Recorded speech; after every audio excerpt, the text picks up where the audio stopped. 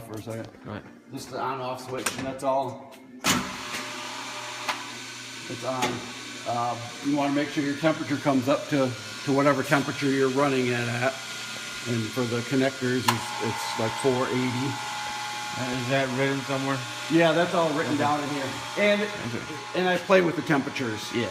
I think the temperature in here says 540. But I find it runs better at 480. Okay. You know, and I'm not sure what material that was based off of, because you might not always get it from this manufacturer. Okay. You know, there's different plastic manufacturers. So 480 and the bottom one? The 480 and the bottom one's at 480 also. Okay. That's the front and rear zones, and there's heater bands inside this cover. You can see the wire terminals in there. There's 6 of them. Okay. 3 bands per zone. Okay. There's 3 for the rear, 3 for the front, and then there's a band on this, which is the nozzle heater. Okay. The nozzle heater is just a voltmeter, a dial, and that's set at 80 right there, just because that's the material we're running. Okay. So that's set up pretty much. That's how you turn it on. Yep. The cycle timer. Also. Cycle timers, once you set those when you're running connectors, and all the connectors run roughly the same cycle time, right around 10 seconds. And the inject timer is usually like 1.5 seconds to 2 seconds. Okay. Depending on how, like the number 3, which is a bigger part, you might go up just a little higher. Okay. Depending on how the machine's running, you know, there's just little fine adjustments that you can make. Right. Dial temperature here, you can adjust it, but then you watch the gauges. There's an in and an out gauge to watch the water temperature. Then you have a water pressure gauge. And those are all activated when the water's off. Give it just a second. The only playing around with that is just that temperature gauge. Just that temperature gauge. And you set time. Yep. Okay. Yeah, when you come in and start it up, you usually turn it on, turn the water on. And this water is usually always off. And when I got this on, it's draining over there in the drain right now. But you can see the pressure gauge has dropped down to this gauge here. Pretty much 0. Has dropped down. So because there's no pressure in it. I shut that off and then turn the water on the way when it's running to pop the pressure back up. And here, when it's running, you just kick the water on unless you need to cool it for some reason. Then you can open this up and go with it. So if you want the water to drain out, that's what you want to. If you want to cool it down more, it actually cools pretty quick too. By just, and the only reason I ever cool it, I don't really do that because I cool it, shut the temperature of the machine off and wait till it all cools down before I have to change a hose. Yeah. Or before you change the mold, that kind of stuff. It's pretty sensitive, or pretty quick when you adjust this. Within minutes, you'll see that temperature go down. So, if you ever have to drain the system, you can do that. I've replaced the water pump impeller in there before. But usually there's never a problem with that. That's 1970. I've done one thing to it. Older machines are always better. Yeah.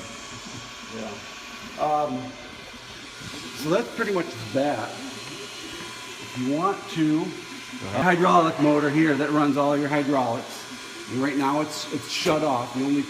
What you're hearing is the water unit. You can start the motor.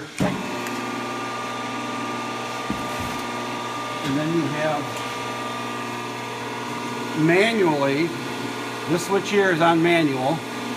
Manually, you can open and close the mold. Okay.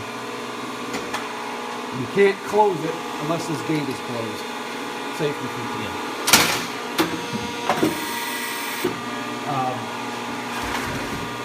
Actually, I'll give you the adjustment. This cylinder, or carriage, what they call it, obviously that's where the material's at, and the big screws in here. but it's got to eject in there. Yeah. When I clean it out, I always open it up. And there's an in and out Keurig thing here. And it's just a simple,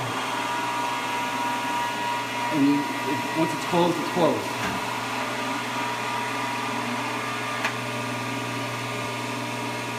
Okay, now, with any luck, all you have to do is kick this to automatic.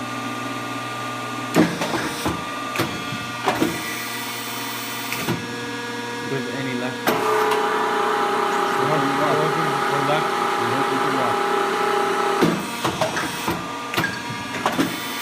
And the first few cycles, now it's not going to extrude because it's probably not.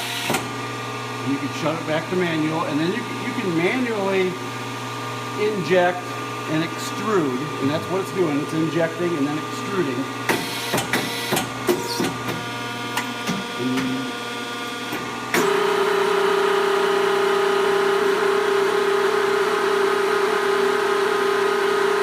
And this is set for however big of a shot you need and how much extruding and back pressure. Plastics are funny because you need back pressure to be able to create parts. So there's back pressure adjustment screws there's an inject, low pressure closing. Where they're located, I'm assuming you don't play around. We don't play around with those. The only thing I adjust is the back pressure one when you switch to that other part, the fish scaler part, because you're running a different material.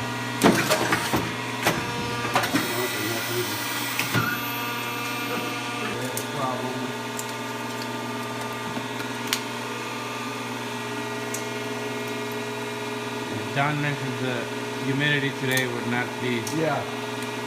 The humidity coupled with the old material.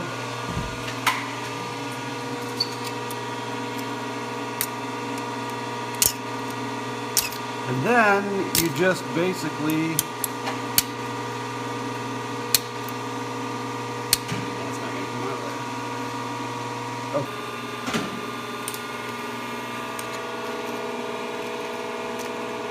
So these issues usually happen when you start, when you start it, and then it's like the running first automatic. day of the They season, you know, once and when you got fresh material and stuff in there, it will go pretty.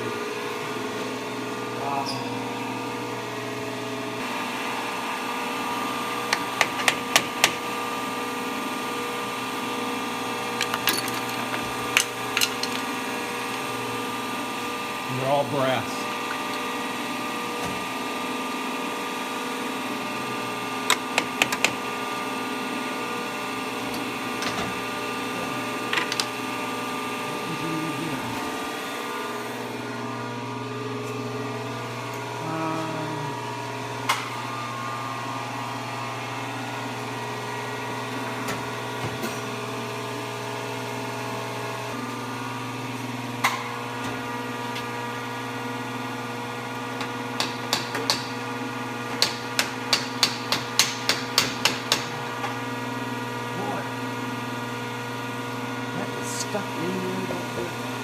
Not a bunch of when you go to close this carriage Okay. up. Yeah. That needs to fit in there tight, so you Yeah, make to sure clean there's that no. And that thing's like super hot.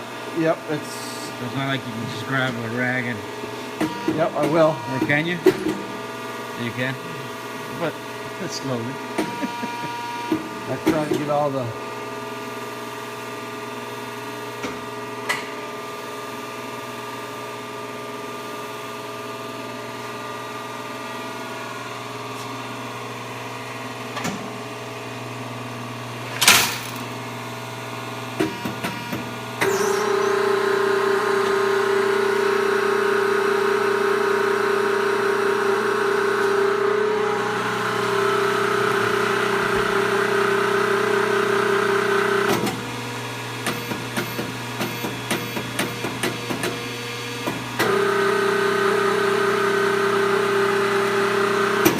Try to hold the.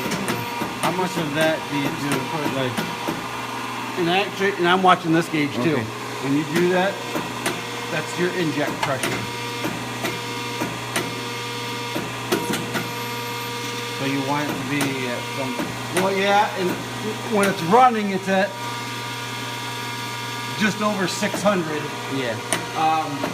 I'm trying right now to get enough pressure to pop that out of there. And you can adjust it right here. So if I go and turn that up, yeah, this